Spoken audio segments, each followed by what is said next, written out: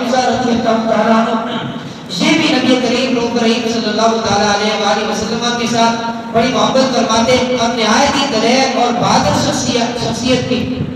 فرماتے ہیں یہ جو شکار کے لیے جاتے ان کے اسلام کا واقعہ بڑا خوبصورت واقعہ ہے.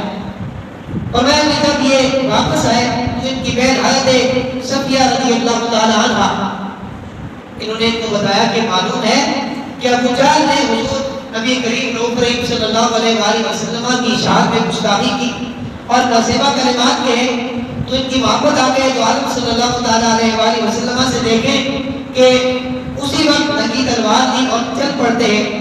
ابو جہل کا پتہ لگایا کہ حضرت امیر حمزہ رضی اللہ تعالیٰ عنہ کو اللہ تبارک و تعالیٰ نے کس طرح اسلام کی دولت عطا فرمائی. دل میں نبی دو عالم صلی اللہ تعالیٰ علیہ وآلہ وسلم کا پیار تھا.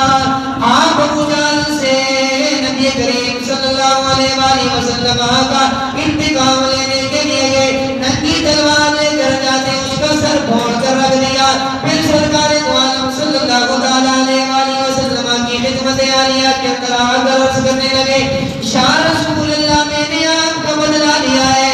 شاہ رسول اللہ کیا مجھ سے راضی ہے؟ اللہ کے نبی صلی اللہ علیہ وآلہ وسلم نے فرمایا او میرے چچا میں آپ سے اس وقت راضی ہوں گا جب آپ اسلام لے کے آ جائیں گے. روایت کے اندر آتا ہے جب سرکار مدینہ صلی اللہ علیہ وآلہ وسلم نے شکل میں ارشاد فرمایا تو حضرت امیر حمزہ رضی اللہ تعالیٰ عنہ نے وہیں پر کلمہ